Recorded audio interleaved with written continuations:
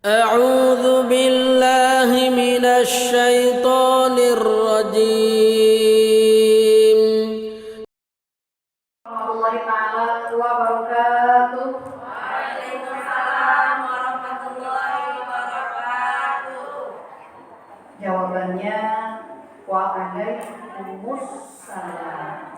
Waalaikumsalam warahmatullahi wabarakatuh. Kalau waalaikumsalam sebenarnya kurang tepat, ya, karena alif lamnya hilang. Sementara alif lam dalam ilmu nahwu itu menandakan makrifat. Jadi keselamatannya sudah jelas dari Allah dan untuk kita. Ya. Kita ulang salamnya yang lengkap, jawabnya Assalamualaikum warahmatullahi wabarakatuh. Waalaikumsalam warahmatullahi wabarakatuh. Iya. Jadi mulai dibiasakan bukan waalaikumsalam, waalaikumsalam.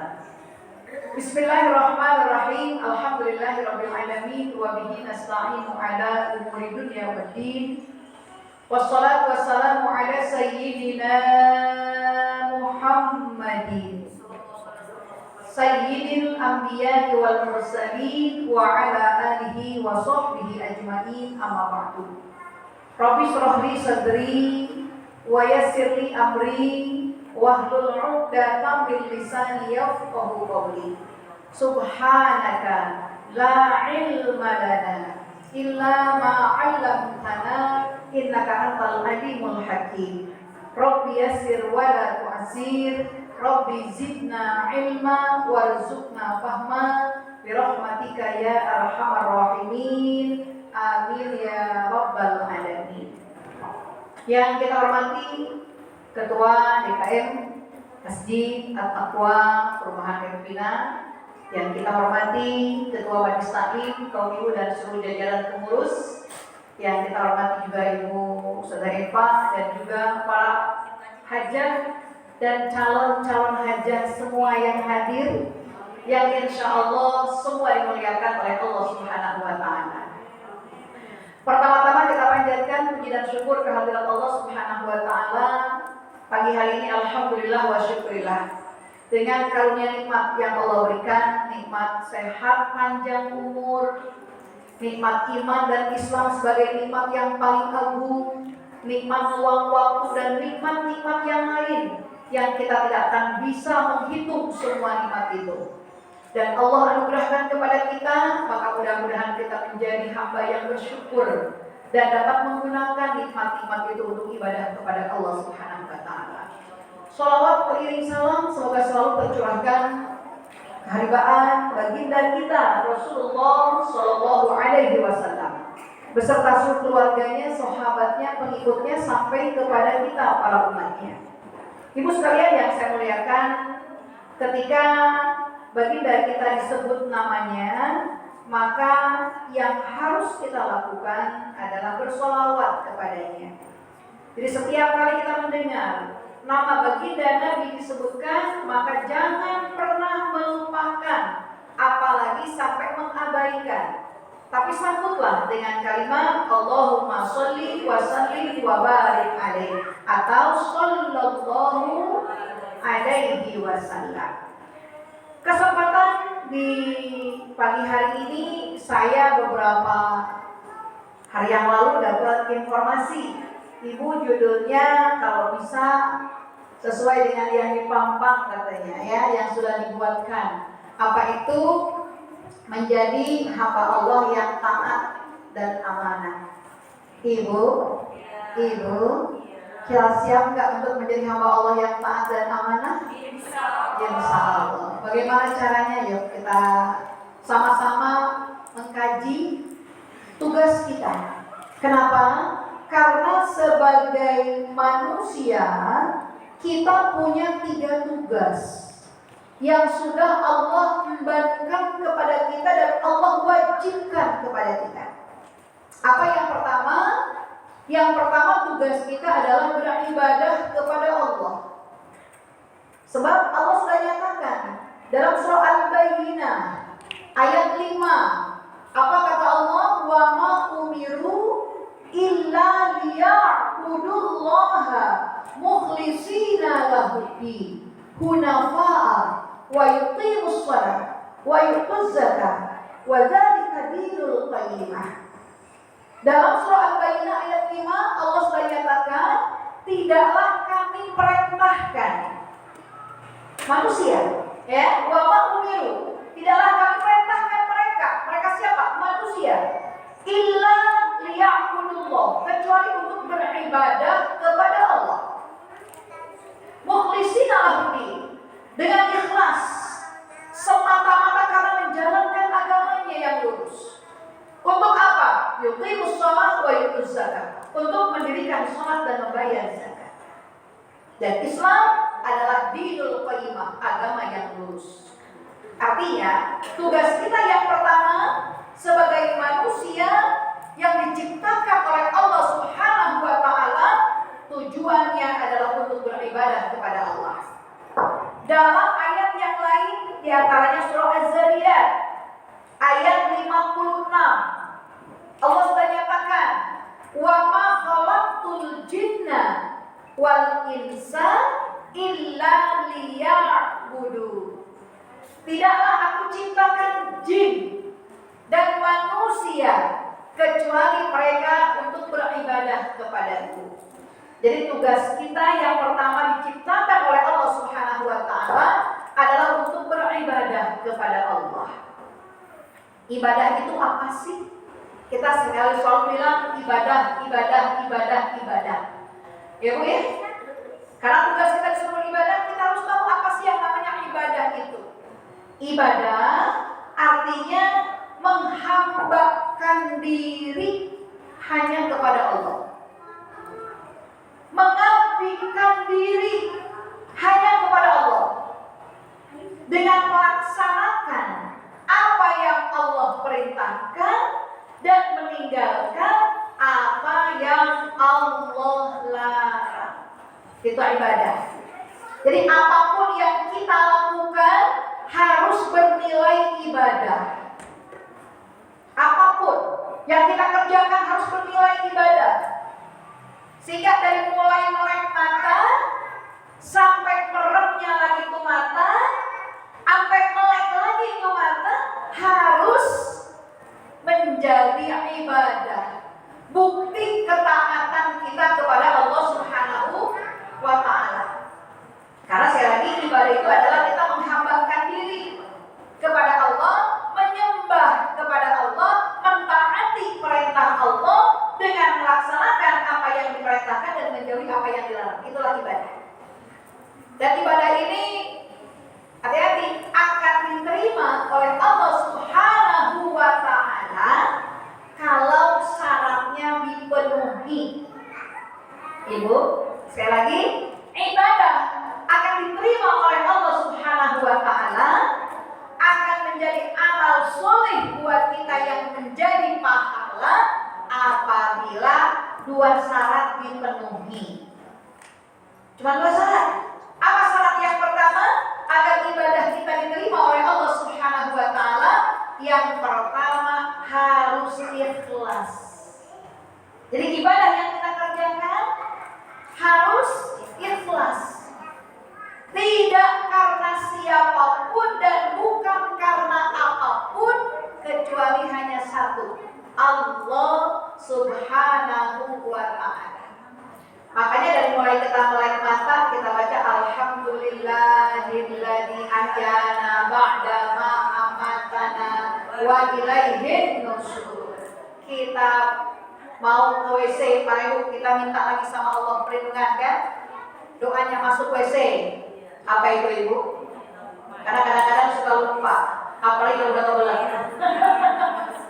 Allahumma inni a'udzubika minal khubuthi wal khaba'is. Saat kita istinja, saat kita cebok, kita ingat lagi sama Allah.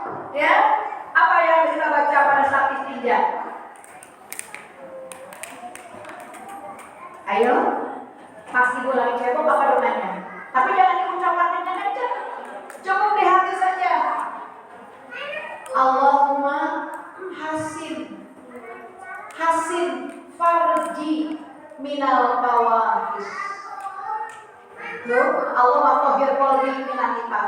wa hassin farji minal fawahish. Ya Allah, bersihkan hatiku dari kemunafikan dan jagalah farjiku dari perbuatan buruk, perbuatan keji. Allahumma tahhir qalbi minan nifaqi wa hassin farji minal fawahish. Ya, itu saat kita baca itu. Ya Allah, bersihkan hatiku dari kemunafikan dan jagalah farjiku dari perbuatan keji. Beres setelah itu, kita selesai istinja, semuanya rapi, kita keluar, kita sebut lagi nama Allah. Ghufrana. Terus kalau keluar dari WC apa?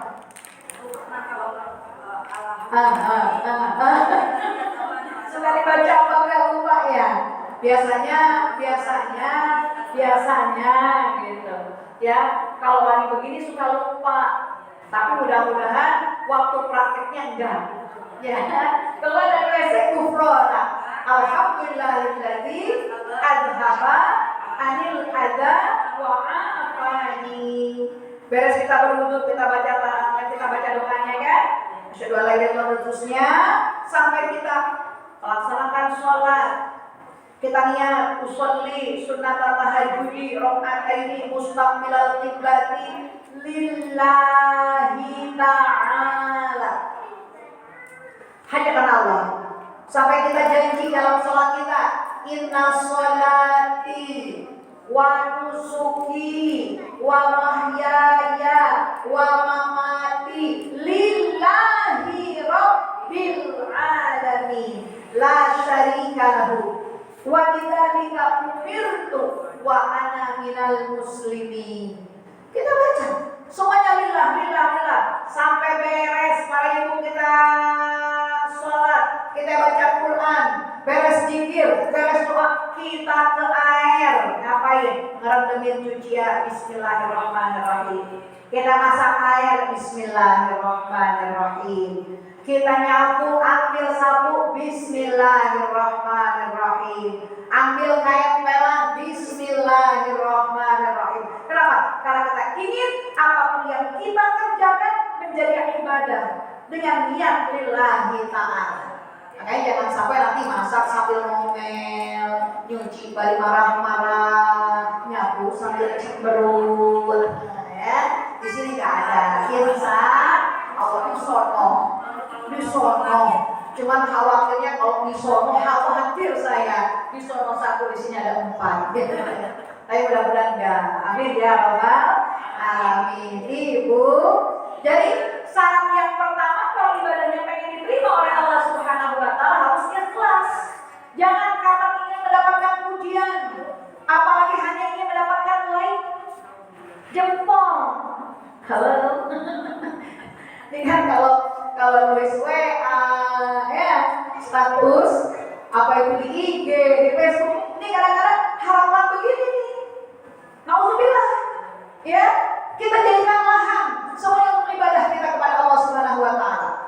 Jadi bukan karena ingin mendapatkan pujian, bukan karena takut dengan caci makian, bukan karena ingin mengharapkan apapun yang sifatnya dunia, tidak. Semua lillahi ta'ala. Barang siapa Allah tujuannya, niscaya dunia akan melayaninya. Namun siapa dunia tujuannya, niscaya akan letih dan pasti sengsara diperbudak dunia sampai akhir masa. Na'udzubillah. Ini yang kedua, apa syaratnya supaya ibadah kita ini diterima oleh Allah Subhanahu wa taala? Syarat yang kedua harus sesuai dengan tuntunan Allah dan Rasul.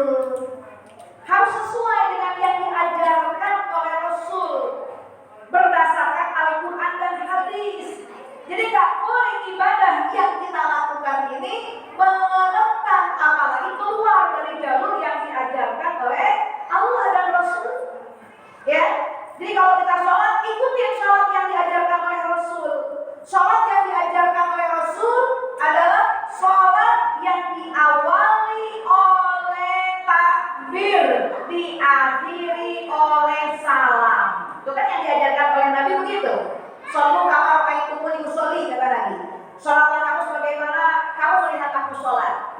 Nabi sholatnya diawali dengan takbir, diakhiri dengan salam. Berarti kalau kita sholat tidak mengikuti yang diajarkan oleh Nabi, sholat kita nggak diterima, malah yang ada di dosa. Kayak sekarang, alhamdulillah, ini banyak aliran-aliran, Pak Ibu maaf, aliran-aliran katanya inkar sunnah. Kenapa? Dia nggak percaya sama hadis, dia percaya kepada Quran. Sementara dalam Quran katanya, aqimus sholata lidzikri. Tunaikan mereka sholat untuk mengingat aku. Hanya dengan mengingat Allah, mereka menganggap mereka sudah melaksanakan sholat. Jadi sholatnya menang baik. Sholatnya diem aja. Yang penting dia udah ingat, katanya udah sholat. Sekarang ini banyak, Pak Ibu banyak. Namanya aliran inkar sunnah. Ya, dia nggak percaya kepada sunnah Nabi, dia cukup hanya berpatokan kepada Al-Quran saja. Sementara kan Al-Quran ini banyak yang sifatnya umum, yang harus dijelaskan oleh hadis, oleh Nabi. Contoh masalah sholat. Dalam Al-Quran tidak dijelaskan bagaimana yang namanya sholat itu, ruku itu seperti apa, sujud itu seperti apa. Allah cuma perintahkan warkamu ma'arroki'in, rukulah kamu bersama orang-orang yang ruku. Nah, ruku yang benar bagaimana? Nabi yang jelasin. Fasjudu lillahi wa'budu, sujudlah kamu kepada Allah dan menyembahlah. Kita nggak tahu sujud itu seperti apa kalau tidak dicontohkan oleh baginda Nabi. Makanya apapun ibadah yang kita kerjakan harus sesuai dengan ajaran tuntunan dari baginda Nabi Muhammad SAW dalam hal apapun, ya. Karena Islam ini agama yang sangat komplit, Ibu. Dari yang terbesar sampai yang terkecil, dari yang kelihatannya sepele sampai masalah hukum, masalah ekonomi, masalah politik, Bu, masalah sosial, semua ada dalam Al-Quran dan hadis. Tinggal bagaimana kita mempelajarinya. Makanya jangan keluar dari Al-Quran dan hadis apabila kita pengen ibadah yang kita kerjakan ini diterima oleh Allah Subhanahu wa ta'ala. Jadi sekali lagi, halo, apa tugas kita orang yang beriman sebagai manusia? Tugas yang pertama adalah untuk beribadah kepada Allah Subhanahu wa ta'ala dengan taat melaksanakan perintahnya, menjauhi larangannya, menatapi hukum-hukumnya. Dan apabila ibadah kita ingin diterima oleh Allah Subhanahu wa ta'ala, maka syarat yang dua ini harus dipenuhi. Satu, ikhlas, dan dua, sesuai dengan tuntunan dan ajaran baginda Rasulullah Sallallahu Alaihi Wasallam. Perintah beribadah paling gampang ada di surah Al-Baqarah ayat 5. Wa ma umiru illa liya'budullaha mukhlishina lahu-d-dina hunafa'a, dan surah Al-Zariyat ayat 56. Ya, mana wa ma khalaqtul jinna wal insa illa liya'budu. Dan banyak sekali ayat-ayat dalam Al-Quran yang menjelaskan perintah kita beribadah kepada Allah Subhanahu wa ta'ala. Makanya wajib kita taat. Ya, taat itu adalah patuh. Bu, patuh dengan apapun yang diperintahkan. Nah, nanti orangnya yang taat, orangnya paling yang patuh, dikatakanlah menjadi orang yang bertakwa.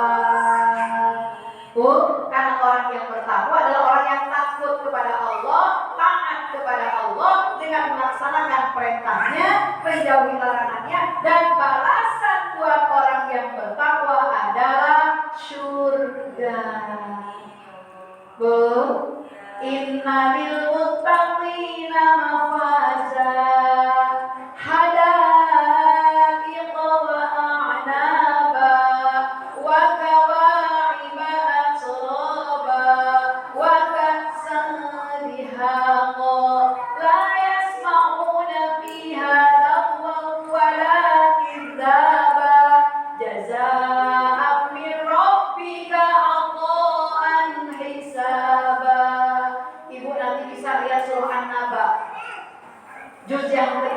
dulu.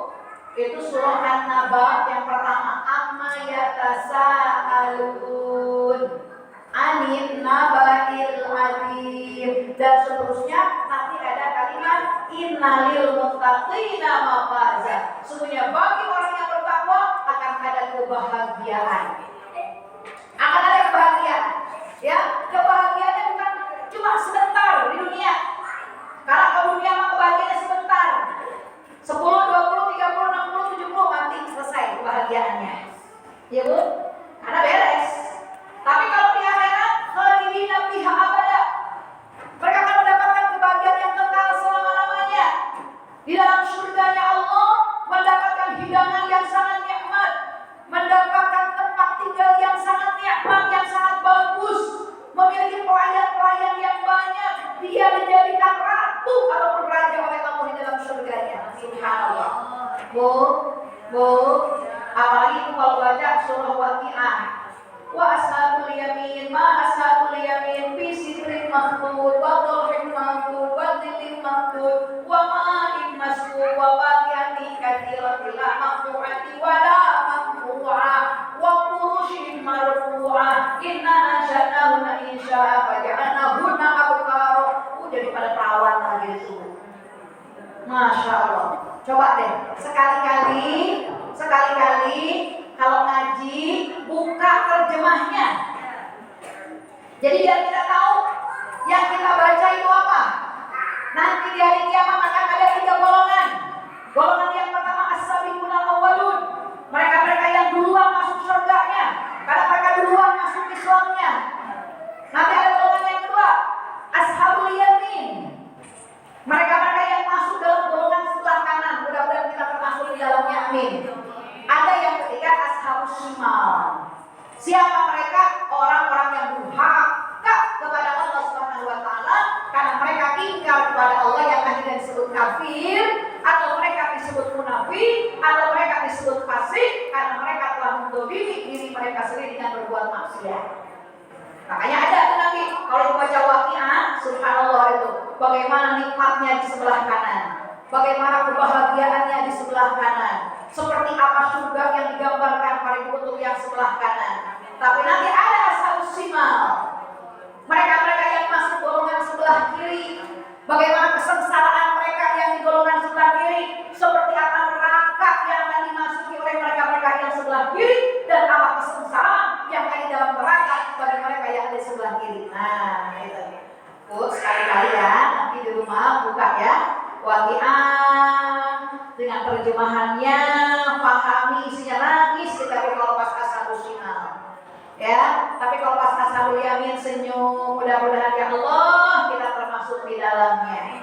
Termasuk dalam surah An-Naba tadi tuh, ya. Kalau ibu baca innalil muttaqina mafaza, seperti apa kebahagiaan disebutin sama Allah sedemikian rincinya.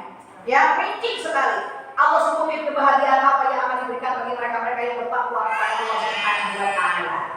Makanya sekali lagi, tolong ingat tugas kita adalah beribadah kepada Allah. Jangan durhakai Allah, apalagi sampai menyekutukan Allah. Sekarang banyak orang yang menduakan Allah, lebih mementingkan jabatannya dibanding Allah, lebih mementingkan hartanya dibanding Allah, lebih mementingkan paribu dunia yang diinginkan olehnya dibanding Allah.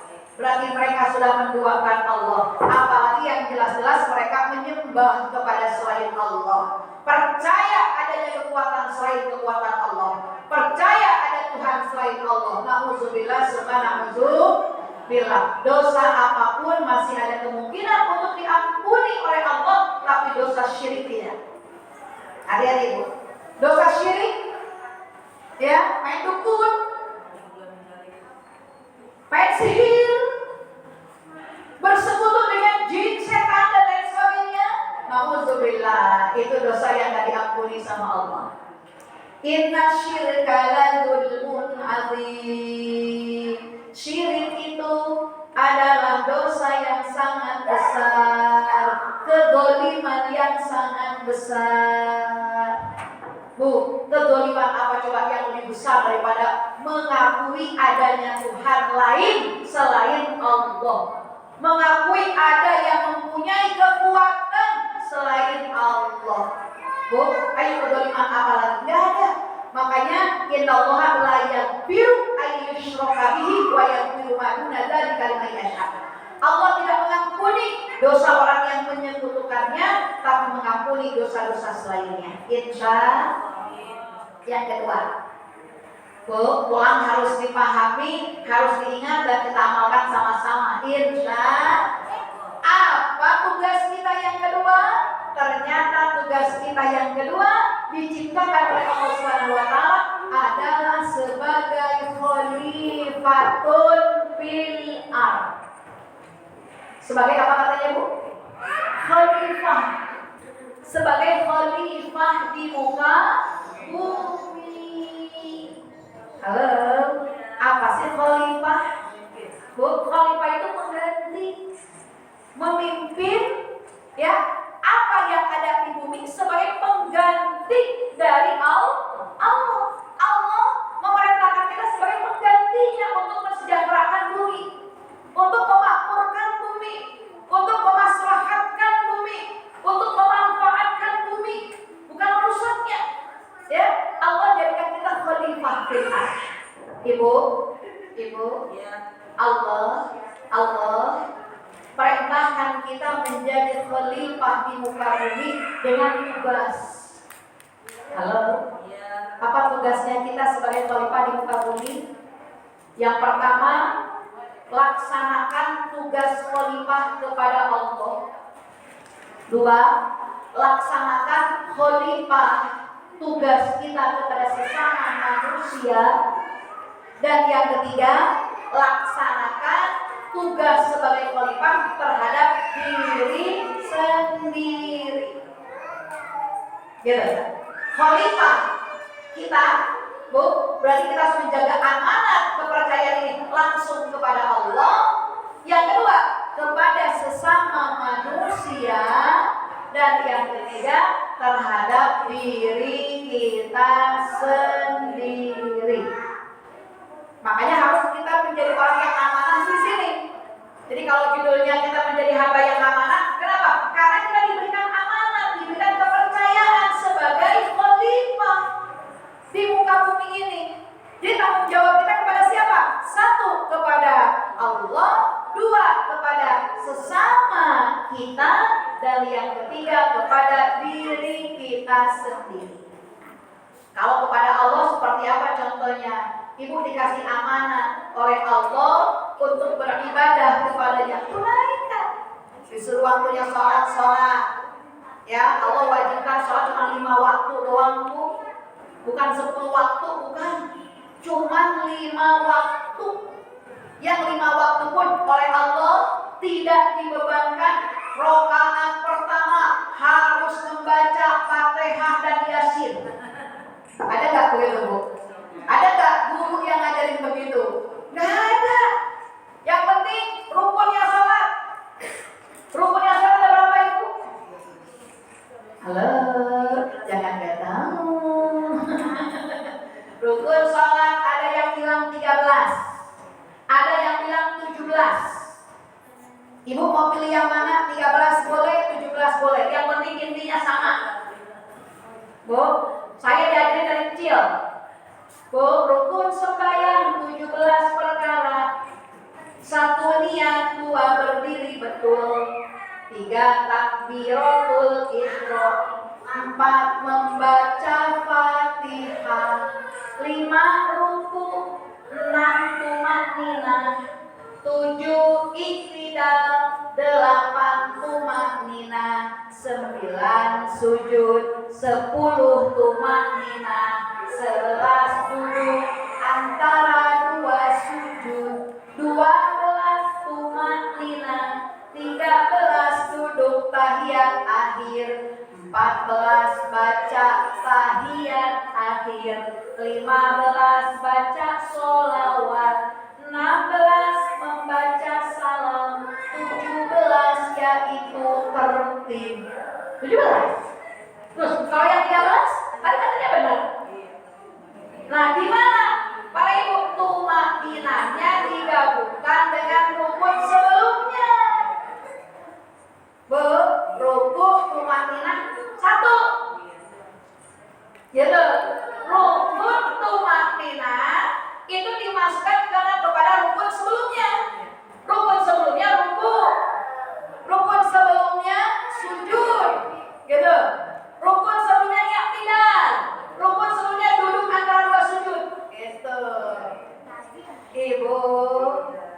Ibu. Oh itu ya adiknya lagi ngaji apa lagi main? Itu adiknya apa ibunya ya? Kalau yang kecil nggak apa sayangku, biar ya. Tapi kalau yang sudah besar, ya ini kita lagi ngaji sayangku. Nanti main jarinya nanti di belakang ya. Jadi kita ulang sekali lagi, karena saya melihat jadi kalau kelihatan, jadi lihat juga konsentrasi kitanya, ya. Nah, kalau mau main ini di luar atau di ini ya sayangku, kita ulang. Kalau yang kecil biarin. Yang kecil kalau apa nggak apa-apa biarin. Ya, biarkan saja. Mau lari-lari, mau jalan-jalan biarkan, nggak apa-apa. Tapi kalau untuk yang sudah besar, apalagi yang sudah balik, ya harus diperhatikan. Kenapa? Karena kaitannya dengan ilmu fikih. Ya, kita ulang sekali lagi. Jadi kalau yang 17 memisahkan antara rukun, yang rukun, yang tidak, sujud, duduk di antara dua sujud dengan tumakninahnya. Ya, itu dipisahkan. Tapi kalau yang 13 berarti menggabungkan. Gitu ya. Jadi dua-duanya benar, jangan diribut gara-gara saya mau 13. Berarti yang 17 salah tuh. Saya yang 17. Yang benar 17, yang 13 salah tuh, jangan. Ya, jadi jangan sampai gara-gara masalah masalah cabang ribut. Ya, makanya kalau yang bagus adalah yang memahami semua dari madhab yang 4, sehingga nggak akan bentrok, nggak akan saling menyalahkan, dan tidak akan pernah merasa diri yang ini benar dibanding yang lain. Jadi seperti itu. Jadi sekali lagi, amanah kita kepada Allah perintahkan kita sholat. Tunaikan sholat sesuai dengan yang diperintahkan. Jangan keluar. Disuruhnya 5 waktu, ya 5 waktu.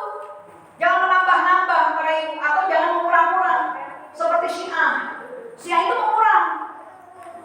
Ya, Allah perintahkan kita sholat 5 waktu, dia melaksanakan cuma 3 waktu. Syiah. Ini yang lagi gempar nih para ibu sekarang, lagi viral. Ada pimpinan pondok pesantren, ada ustaz yang menghamili santrinya sampai santrinya melahirkan. Ada 8 bayi atau 9 bayi, yang 2 masih dalam perut, dari 11 katanya. Ya, itu pesantren Syiah, bukan pesantren Nahdliyin. Hati-hati, bukan pesantren Muhammadiyah, bukan pesantren Persis. Jadi jangan khawatir, wah jangan-jangan kalau anak saya dimasukin pesantren kayak begitu lagi. Tidak, ya masih banyak itu 1% atau 2% dari 100%-nya yang digoreng pesantrennya, yang dijelekin pesantrennya. Padahal itu sengaja, media itu sengaja ingin menjadikan pesantren itu coreng misalnya, sehingga orang-orang udah nggak percaya lagi sama pesantren. Begitu, ya. Kami sebagai pengelola pesantren, para ibu sebenarnya sangat terpukul dengan masalah ini. Ya, kenapa? Karena sama dengan mencoreng kita. Karena yang selalu disebutkan pesantrennya, tidak pernah disebutkan Syiahnya. Padahal itu adalah pesantren Syiah.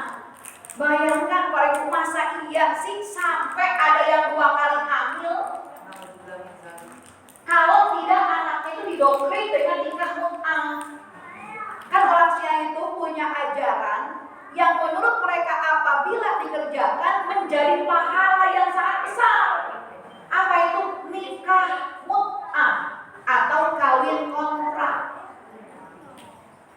Anak-anak di bawah usia itu, para ibu menjadikan satu kebanggaan kalau mereka itu dinikahi oleh ustadznya dengan dalih untuk mendapatkan pahala, menjadi ibadah yang sangat besar. Makanya masa sampai ada yang 2 kali punya anak? Nggak masuk akal kan Bu? Masa sampai nggak bilang sama orang tuanya? Ataupun kalau misalkan para orang tuanya tahu gitu, masa sih sampai dibiarkan tetap ada di situ sampai 2 kali hamil, 2 kali punya anak? Mungkin nggak kira-kira masuk akal, nggak masuk akal kita nggak para ibu? Nggak mungkin. Kalau yang pemerkosaan pasti anak itu secara psikis, para ibu mereka pasti akan kemudian pada ibu dia mengeluh, mengadu, merasakan kesakitan dan sebagainya. Nah, seperti itu. Ini tidak ada pengaduan apapun pada ibu. Nah, barulah ketahuan ketika yang terakhir mau dinikahin, mau diperkosa, dia baru lapor. Nah, itu baru longgar. Gitu. Dan yang digorengnya itu pesantrennya, yang dicerekin itu pesantrennya gitu. Masya Allah, alhamdulillah. Ya. Jadi kalau si A itu kan dia punya ajaran yang nyeleneh, punya ajaran yang beda dengan ajaran Islam yang dibawa oleh baginda Nabi. Contohnya masalah sholat aja. Sholat yang diwajibkan 5 waktu, dia cuma mengerjakan 3 waktu. Nah, waktu mana yang paling dibuang? Asar digabungkan dengan maghrib, isya digabungkan dengan maaf sekali salah. Asar digabungkan dengan zuhur, isya digabungkan dengan maghrib. Makanya mereka mah dijamak terus sholatnya, mau pergi mau kagak pergi dijamak. Yang keduanya, mereka paling sholatnya itu nggak baca sesuai dengan apa yang diajarkan oleh Nabi. Kenapa? Karena dalam bacaan mereka adalah cacian makian mereka kepada sahabat-sahabat Nabi yang mulia. Siapa sahabat-sahabat Nabi mulia yang menjadi bahan caci makian mereka? Yang pertama sahabat Abu Bakar Siddiq. Orang pertama yang masuk Islam yang dicaci maki oleh mereka. Yang keduanya Umar bin Khattab. Yang ketiganya Utsman bin Affan. Yang keempatnya Siti Aisyah, istri baginda Nabi yang mulia. Yang kelimanya Siti Hafsah, istri baginda Nabi yang mulia dari Sayyidina Umar. Karena Sayyidina Umar para ibu selain sahabat Nabi adalah mertua Nabi juga. Sayyidina Abu Bakar selain sahabat Nabi mertua Nabi juga. Gitu, ya. Nah, ini jadi yang mendapatkan caci makian itu masya Allah sahabat-sahabat itu dibaca dalam salat. Dalam syahadat mereka itu begitu. Asyhadu an la ilaha illallah wa asyhadu anna Muhammadar Rasulullah wa asyhadu anna Aliyan waliyullah wa asyhadu anna Aliyan wa auladahul karim hujjatullah wa asyhadu anna Abu Bakr wa Umar wa Utsman wa Aisyah wa Hafsah bin Nari. Jadi mereka meyakini bahwa Sayyidina Abu Bakar, Sayyidina Umar, Sayyidina Utsman, Sayyidina Siti Aisyah, Sayyidatuna Hafsah bin Nari adalah neraka. Itu cacian mereka. Makanya setiap mereka mendengar nama Abu Bakar, la'anahullah. Semoga Allah melaknatnya. Begitu begitu. Berita sudah keluar pada jelas-jelas Abu Bakar, Umar, Utsman, Ali dan 10 sahabat yang lain sudah dijamin masuk surga. Nabi sudah jamin, Allah sudah jamin tuh. Tapi mereka melaknatnya. Nah, termasuk ajaran nikah mut'ah ini, kawin kontrak. Jadi kawin kontrak itu para ibu nggak perlu ada wali, nggak perlu ada saksi. Nikah berdua-dua di hotel. Makanya kan ada anak yang dibawa ke hotel, ada anak yang dibawa ke apartemen, ada anak yang dimasukin kamar yang kuncinya hanya dia yang pegang. Bu, jadi kita sudah dibodohi sekarang oleh media, para ibu, ya, karena media kan pro mereka.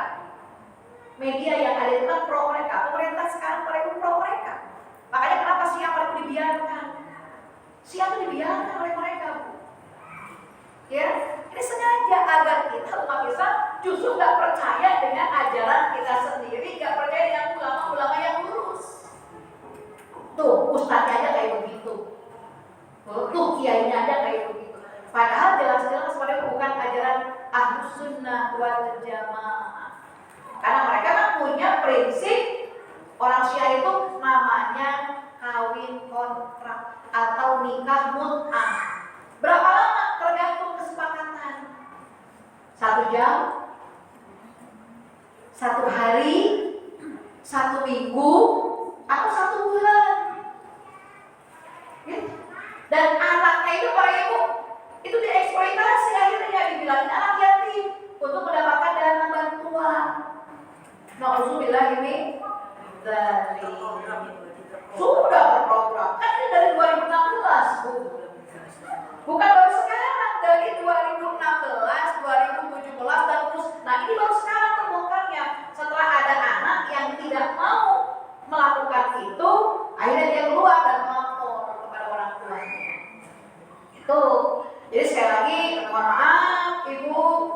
Hati-hati, amanah kita kepada Allah dalam menjalani tugas kita sebagai khalifah itu harus sesuai dengan apa yang Allah perintahkan.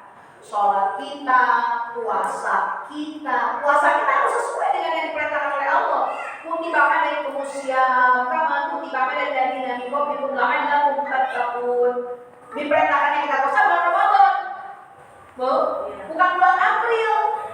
Tapi sekarang di Sentul ada ajaran KOS, Kristen Ortodoks Syria.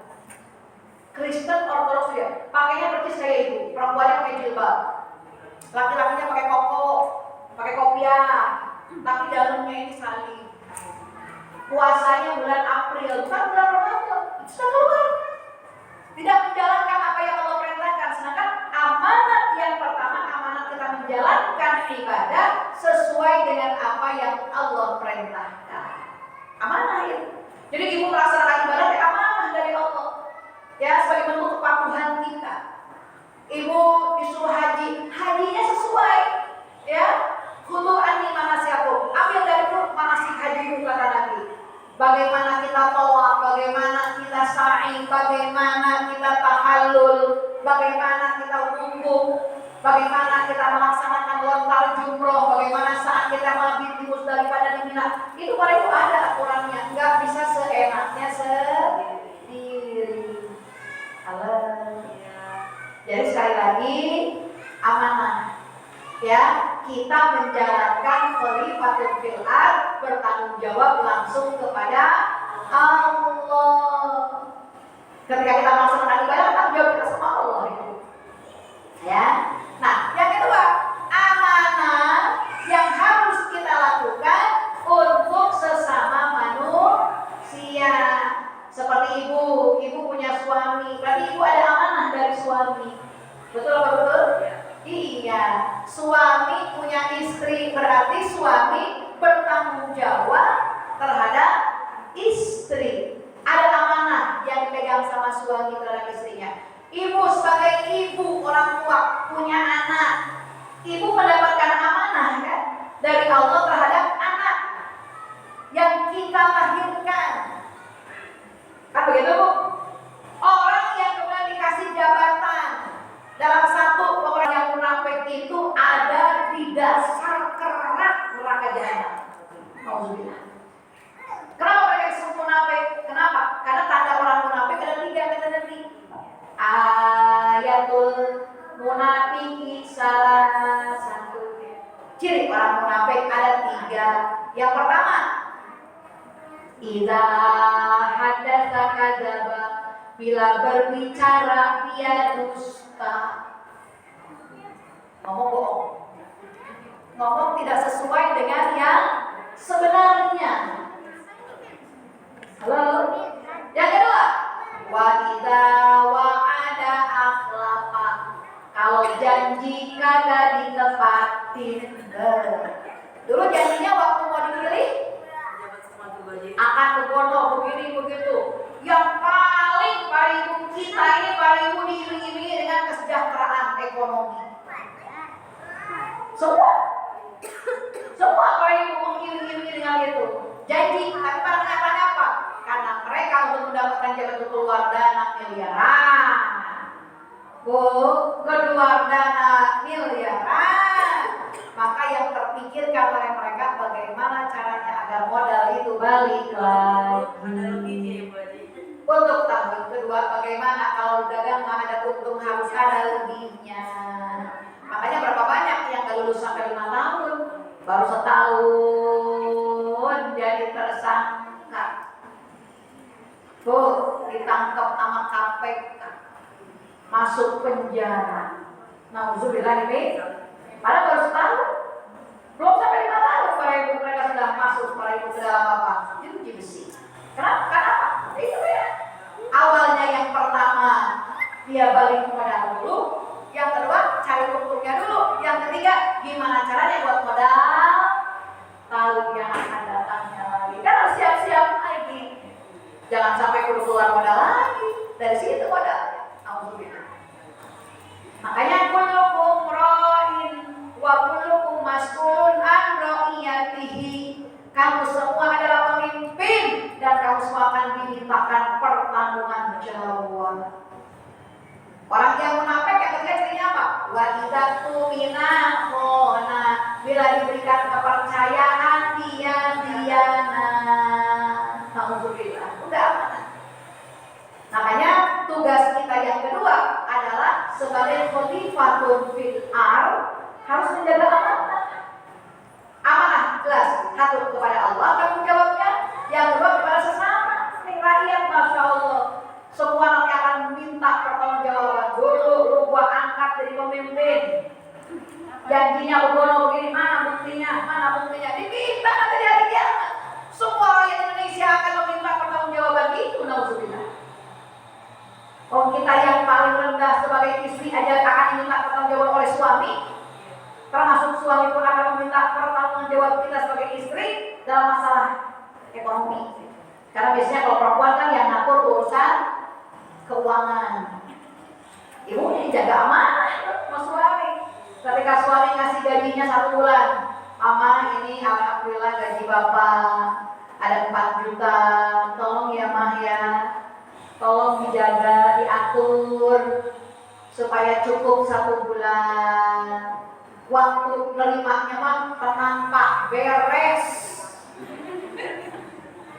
Tenang aja Bapak, beres, katanya beres. Diatur.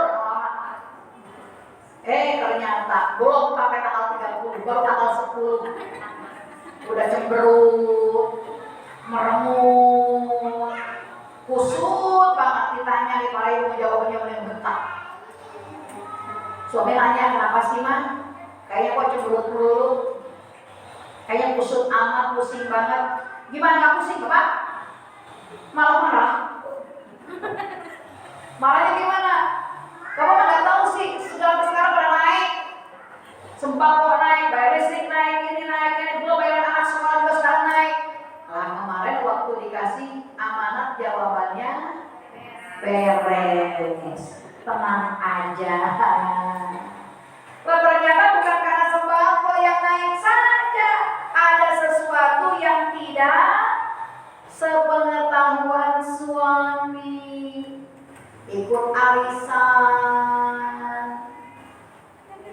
Bu, ada kreditan, yang semua itu nggak bilang-bilang sama suami. Maaf, kadang-kadang pas ngambil kreditan, ngambil cicilan, ini mesen sama tukang kreditnya, jangan bilang-bilang suami saya ya, ini rahasia kita ya. Makanya kalau nanti lagi jangan pas ada suami saya ya. Bagaimana kalau mati rumah? Suami nggak tahu dia punya utang, siapa yang mau bayarin? Makanya amanah harus dijaga. Apalagi kita punya anak, amanah dari Allah itu anak. Jangan sampai kita manja yang akhirnya mencelakakan diri kita dan mereka. Ibu manjain banget anak, apapun yang dipengennya dikasih dibeliin. Anak gak boleh pesantrennya, kasihan sama anak gak dipondokin, anak gak dipesantrenin, anak gak dibiarkan hidup para mandiri di pondok pesantren untuk mempelajari agama karena itu kasihan. Kenapa? Entar makannya bagaimana, entar tidurnya bagaimana, entar nyucinya bagaimana. Kalau dipikirin yang kayak begituan, akhirnya anak menjadi anak yang manja, anak yang tidak paham ilmu agama, pertanggung jawab itu nanti kepada Allah.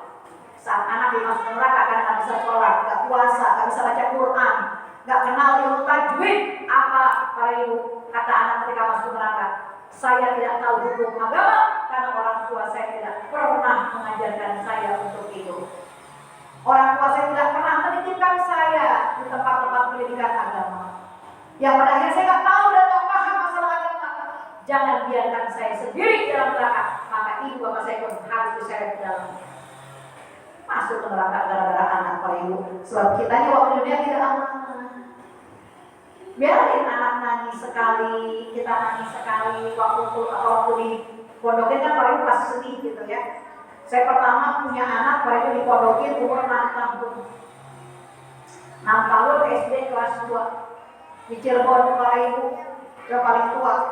ya tetehnya, karena dia kebetulan di rumah punya pesantren, kita tidurnya sama santri dulu. Saya tanya, emang Neng mau pesantren apa mau? Ditanya gitu mau. Saya bawa paling ke Cirebon, pesantren yang paling. Pas saya ngomong ke sono, ya Allah ya Rabbi, pas waktunya jatah makan, makannya di langsung nasi disendokin, air sayur disendokin, sama tempe satu. Akhirnya Pak Ibu, saya tanya sama anak saya, Neng ini makannya begini, ini sarapannya. Iya, ini air mie-nya mana? Mie-nya buat Pak Yai, airnya buat santri. Coba gimana gak gede nangis kita. Sedihnya minta ampun, di rumah kita bukannya sombong, apalagi musim berkat, banyak banget berkat. Makanan segala ada, Pak Ibu ya dapat dari berkat. Musim muda raja berkat kan banyak. Pak Ibu, anak makan di pesantren kayak begitu. Jawabannya seperti gimana gak sedih, kita Pak Ibu nangis. Setiap makan melak kata masuk. Setiap makan melak kata masuk sampai di sini doang. Akhirnya bilang sama ibu saya dulu almarhum Bu Haji Ratu, Ibu, teteh mau dibalikin lagi itu mau dibawa pulang lagi ya, nggak tega banget. Jangan. Kalau udah punya pinter mah, Pak Ibu, kata dia, kata orang tua saya, bukan buat kamu saja, tapi buat orang lain pun akan mendapatkan manfaatnya. Bukan buat dia saja, buat kamu sendiri, bukan, kamu semuanya akan mendapatkan manfaatnya. Sabar. Kamu juga dulu 5 tahun pesantren seperti apa pedihnya. Akhirnya dibalikin lagi ke kita. Tuh, dibalikin lagi ke orang tua. Oh iya. Sampai akhirnya mereka alhamdulillah SD Pak Ibu 5 tahun di pondok. Aliyahnya dia di pondok lagi, kuliahnya dia di pondok lagi, pulang kuliah beres, baru nikah ada di rumah sampai sekarang. Selama itu pada di pondok ya. Nomor 2 apa lagi Pak Ibu? Jawa keliling, ya. Keliling Jawa dari mulai Jawa Barat di Sukabumi sampai ke Jawa Tengah ke Jepara. Dari Jepara langsung ke Jombang, Pak Ibu Jawa Timur sampai ke Malang. Artinya apa? Biarkan bentuk sayang kita karena kan pendidikan agama yang cukup. Sementara kalau diajarkan oleh kita sendiri, ibunya maaf kadang-kadang suka ngelawan anak teh. Disuruh sholat aja maaf, coba cukup sekali nggak ibu nyuruhnya? Sob jujur, ibu nyuruh anak sholat, nak sholat, iya mah, tapi balik masih begini, main HP. Sekali lagi, nak, udah jam 4:30, belum sholat asar. Iya mah, sebentar lagi. Sebentar lagi, masih begini. Sampai kadang-kadang bentak juga kita, mau kapan sih sholatnya? Begitu. Ayo, sampai kadang-kadang dirampas, paling dengan paksa itu HP. Coba di pesantren, ada nggak yang begitu kan? Anak yang saya, paling anak yang saya, itu nggak ada yang sholat. Tinggal pencet bel doang, beres. Langsung ya, langsung buru di bawah mesin. Kenapa? Ada sanksi. Coba-coba aja dia nggak segera melaksanakan sholat berjamaah. Patuh dan lebih patuh mereka. Makanya ini amanah, ya amanah terhadap sesama. Yang ketiga amanah terhadap diri kita sendiri. Ibu sehat itu tanggung jawab ibu. Ya, ibu sehat. Ibu kaya, ibu punya ilmu, pinter, itu tanggung jawab ibu. Tanggung jawab ibu, kenapa? Kita bertanggung jawab kepada diri kita sendiri, bagaimana caranya supaya saya tetap sehat. Bukan orang lain itu. Ibu sama diri sendiri, gimana caranya supaya sehat. Nih perut jangan sampai kambuh mahnya. Kolesterol, asam urat jangan sampai kumat, darah tinggi jangan sampai naik tuh, ya hipertensinya. Gimana caranya? Kan jaga faktor makan, jaga faktor minum, jaga waktunya istirahat. Jangan membebani sesuatu yang kita tidak mampu. Halo, ibu pengen kaya, ya tanggung jawab ibu. Gimana caranya kita bekerja mencari nafkah yang halal? Bu, bantu ekonomi suami, ya kalau suami kita kerja penghasilannya kurang, ibu gimana caranya, ya ayo gak apa-apa, dibawa dulu. Udah mulai kesel, ibunya udah mulai kesel. Ayo gak apa-apa saya, gak apa-apa. Apa biar dia angkat dulu kedua. Jadi sekali lagi, tanggung jawab ini bersama diri sendiri. Bagaimana kita menjaga mata kita supaya apa yang kita lihat ini Allah redho. Ibu jaga telinga sendiri, telinga jaga, kuping jaga. Gimana caranya supaya Allah redho dengan telinga ini? Tanggung jawab ibu itu. Tanggung jawab ibu. Ya, karena maaf, berapa banyak orang yang khianat dengan anggota badannya. Matanya bukan dipakai buat baca Quran, kupingnya bukan dipakai buat dengerin nasihat, lidahnya bukan dipakai buat baca Quran dan zikir, baca sholawat, kakinya bukan dilangkahkan ke taklim, ke masjid, tangannya bukan memegang zikir, bukan memegang tasbih, bukan memegang Al-Quran, bukan memegang yang halal. Berarti para ibu, kedoliman kita terhadap diri kita sendiri yang nanti Allah akan tanya, sumalatus aluna yauma idzin anin na'im. Sungguh kamu akan benar-benar ditanya tentang kenikmatan yang kamu rasakan. Umur sampai 60-70 tahun. Saya para ibu, alhamdulillah ini subhanallah surprise banget buat saya. Ya, ini tatahuan segala rupa ini para ibu. Ya, Allah kasih umur sekarang 52 tahun saya para ibu. Ya, alhamdulillahirabbil alamin. Bantu doa mudah-mudahan Allah kasih umur panjang dalam keadaan badan sehat. Mudah-mudahan Allah kasih istiqomah. Itu yang paling pokok, istiqomah para ibu. Jangan sampai goyang-goyang di hati ini. Karena hati itu para ibu suka bulak belok. Betul-betul. Pagi sedih, sore ketawa. Sore ketawa, pagi nangis.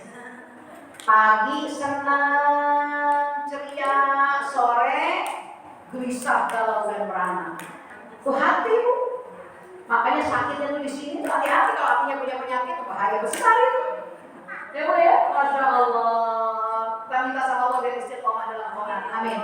Sampai akhir hidup husnul khotimah. Amin ya Rabbal. Umur ditanya sama Allah, dihabiskan untuk apa? Ibu dikasih umur setahun sampai 60-70 tahun, dipakai buat apa tuh umurnya, kesempatannya? Allah kasih kita nikmat berupa jasad yang sempurna, mata dipakai buat lihat apa, telinga buat dengar apa, lidah buat ngomong apa, tangan buat pegang apa, kaki buat langkahin kemana.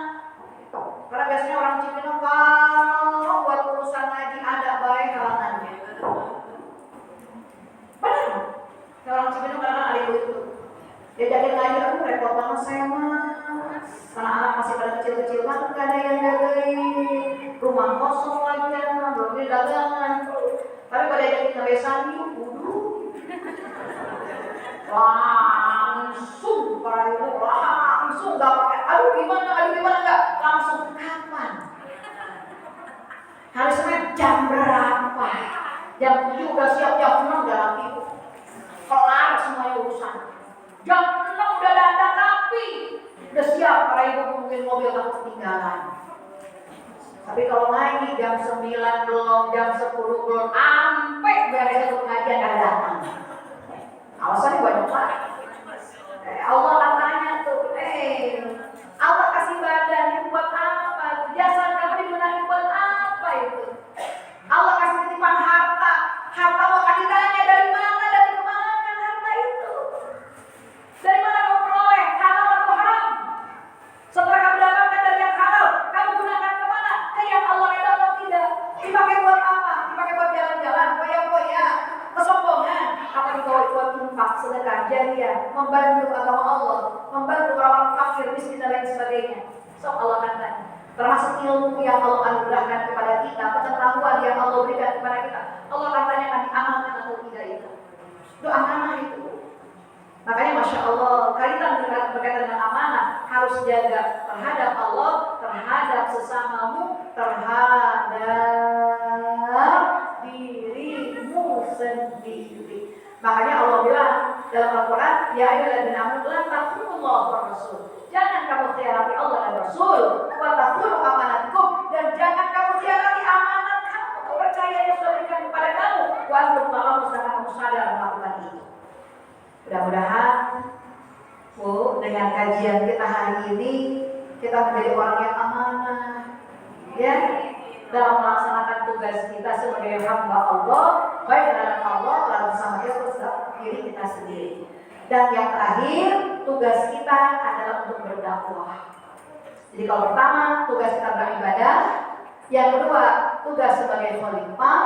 Yang ketiga, tugas berdakwah. Apapun profesi ibu wajib berdakwah.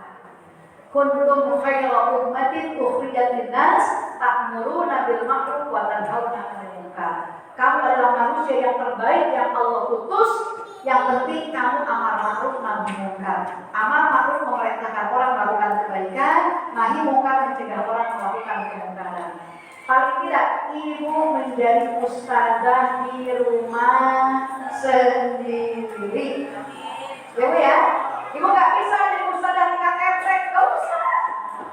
Saya mah nggak bisa jadi guru, nggak usah. Anda nggak jadi guru, melamar itu nggak usah. Ibu cukup menjadi guru di rumah sendiri. Ingatkan suami untuk sholat, ingatkan anak-anak untuk sholat, ajarkan baca Quran kepada anak. Kalau ibu nggak bisa, ibu belajar, ibu ajarkan. Ibu nggak bisa juga belajar, mengajarkan, ibu titipkan. Itu namanya kita melaksanakan tugas kita sebagai guru. Ibu nggak bisa jawab pertanyaan anak, ibu langsung belajar lagi, tanya lagi sama guru. Makanya kewajiban ibu juga belajar. Gitu. Untuk menjadi guru kita harus punya ilmu. Bagaimana cara punya ilmu? Kita tuh mau ngaji. Ya Pak iya. Harus kita belajar. Setelah kita belajar, sampaikan apa yang kita dapatkan kepada keluarga kita minimal itu. Mudah-mudahan 3 tugas dapat kita laksanakan dengan sebaik-baiknya. Kita ulang, tugas beribadah, tugas menjadi khalifah, tugas berdakwah. Berdakwah harus dengan akhlakul karimah. Berdakwah harus dengan teladan yang baik. Insya Allah. Mudah-mudahan yang saya sampaikan bermanfaat Ibu. Mohon maaf dengan semua kekurangannya. Sebelum saya tutup, ada waktu 5 menit saja. Mungkin ada yang mau bertanya, monggo silakan. Ayo yang mau bertanya mungkin ada, monggo. Silakan. Waalaikumsalam. Seperti yang telah kita bilang tentang kebaikan pada pesantren yang mengatasnamakan kita masyarakat bahwa itu seperti yang dibilang tidak di pesantren apanya kita tidak tahu ya. Untuk ada tips dari pengaji kita kita ingin masuk ke pesantren, jangan dalam semangat, jangan Sampai salah. jangan sampai salah. Kiranya titik yang harus kita lakukan untuk memasukkan kita ke pesantren. Ya. Bagus sekali pertanyaannya, Ibu.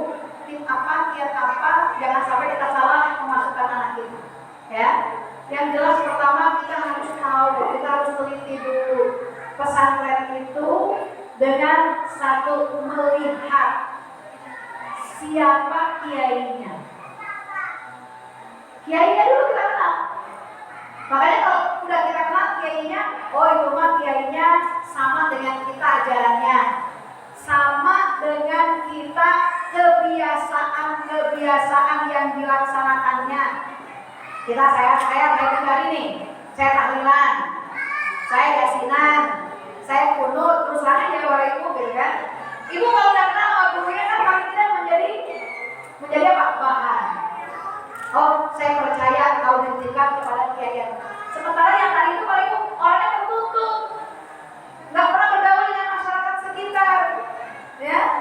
Nah, sementara kita para ibu, maaf, kami awaliyah, ya alhamdulillah, sejak zaman almarhum Bu Haji Ratu Pagi Amjad, pesantren Al Asia sejak tahun 1956. Al Asia itu sejak 56 Bu Haji Ratu dan Pagi Hamzah. Dan saya membangun dari tahun 93 masih ada bimbingan orang tua. Paling tidak pertama kenali gurunya. Yang kedua kenali kurikulumnya. Jadi kalau ibu nanti masukin anak pesantren sebelum mendaftar, pelajarannya apa sih? Tanya. Nanyanya jangan apa yang bersangkutan saja. Ibu tanya sama santrinya, ibu tanya sama ustaz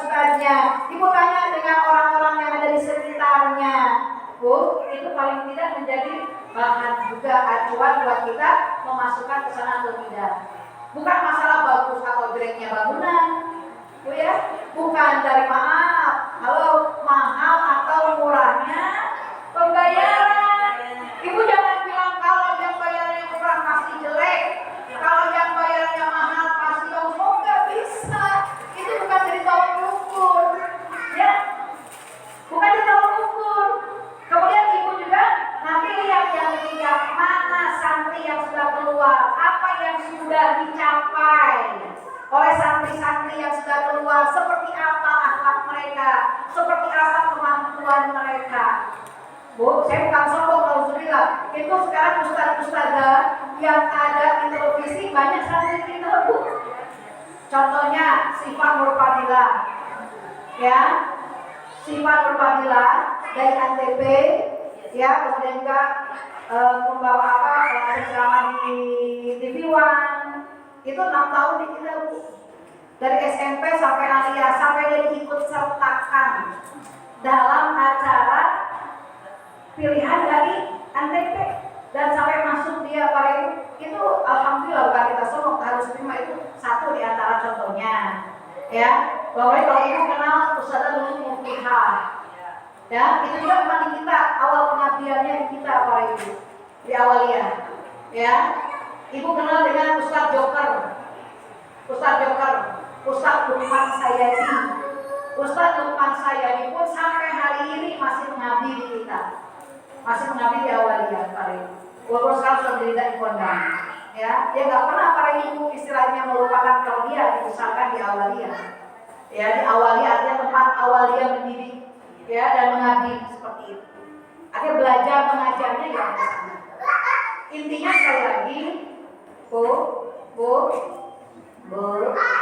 intinya sekali lagi, mana santri-santri yang keluar atau ustadz-ustadz yang keluar, ya, ustadz-ustadz yang keluar dari pesantren itu seperti apa, dakwahnya seperti apa bisa kita lihat, ya. Makanya itulah yang menjadi cikal bakal untuk menjadi bahan kita nanti memilih. Mudah-mudahan bermanfaat yang saya sampaikan, ya. Ya, itu aja ini pertanyaannya, ya. Karena sudah siang, udah jam 11 lewat, ibunya takut keburu kesel dan dia berangkat tadi ibu. Iya, nggak apa-apa ya. Mudah-mudahan duduknya kita di tempat yang mulia ini mendapatkan tambahan ilmu buat kita, rahmat Allah senantiasa dicurahkan buat kita bersama-sama. Dan sebenarnya mari sama-sama kita bacakan surah Fatihah. Mudah-mudahan dengan kalau berdoa surah Fatihah, Allah berikan kita umur yang panjang, badan yang sehat, rezeki yang berkah, rumah tangga yang sakinah, mawaddah warahmah, anak menantu cucu biar keturunan yang soleh-solehah, dan Allah matikan kita dalam keadaan husnul khatimah. Yang sakit biar Allah angkat penyakitnya, termasuk Ibu Hajarina, ya. Yang kurang sehat kita doain biar sehat kembali, dan semua yang punya hajat dan Allah segera mengabulkan hajatnya. Alhamdulillah wa ala kulli niyatin shalihah wa ila hadratin Nabi al-Fatihah. A'udzu billahi minasyaitonir rajim. Bismillahirrahmanirrahim. Alhamdulillahirabbil alamin arrahmanir rahim maliki yaumiddin. Iyyaka na'budu wa iyyaka nasta'in ihdinas siratal mustaqim. Shiratal ladzina an'amta 'alaihim ghairil maghdubi 'alaihim waladdallin. Rabbighfir lana wa li amin. Dan pada yang terakhir kita khususkan doa untuk semua korban dari letusan Gunung Semeru. Ya Bu, ya. Kita doakan, saya 4 hari sebelum kejadian itu ada di Bromo. Lewatnya lewat Lumajang. Karena saya bawa santri 5 bis, 240 santri kita bawa Pak Ibu ziarah Wali Songo plus Blitar plus Madura plus Bromo plus Malang. Lewatnya lewat Malang Lumajang ke sana Pak Ibu, subhanallah. Saya bilang ke dokter 4 hari kita pulang dengan kabar begini. Makanya Masya Allah, Allah takdirkan seperti itu ya Bu, ya. Makanya kita doakan semua korban, Allah berikan kesabaran, ketabahan, dan Allah gantikan dari semua yang hilang dari mereka dengan pahala yang berlipat ganda dan dengan sesuatu yang jauh lebih baik buat mereka. Dan ini menyadarkan kepada kita betapa Allah Maha Berkuasa apabila sudah berkehendak, idza arada syai'an ayyaqula lahu kun fayakun. Jangan durhakai Allah, jangan maksiat kepada Allah karena Allah Maha segala-galanya. Kita doakan mudah-mudahan saudara-saudara kita yang meninggal menjadi husnul khotimah, yang masih hidup sakit Allah segera sembuhkan, yang hilang hartanya Allah gantikan dengan yang jauh lebih baik. Ala hadhihi wa ala kulli niyatin sholihah. Al-Fatihah. A'udzu billahi minasyaitonir rajim. Bismillahirrahmanirrahim. Alhamdulillahirabbil alamin arrahmanir rahim maliki yaumiddin. Iyyaka na'budu wa iyyaka nasta'in. Ihdinas siratal mustaqim. Shiratal ladzina an'amta 'alaihim ghairil maghdubi 'alaihim waladdallin. Amin. Allahumma bihamdil Fatihah wa bisirril Fatihah wa bi karamatil Fatihah wa bi azamatil Fatihah. Iftah lana ya Allah abwaabal khair wa khtim lana ya Allah bil khair waj'alna ya Allah min ahsani ahlil khair. Da'wahum biha subhanakallahumma wa tahiyyatuhum biha salam wa akhiru da'wana alhamdulillahi rabbil alamin wa billahi taufiq wal hidayah wal 'afwa minkum. Assalamu alaikum warahmatullahi wabarakatuh. Subhanakallahumma wa bihamdika asyhadu an la ilaha illa anta astaghfiruka wa atubu ilaik.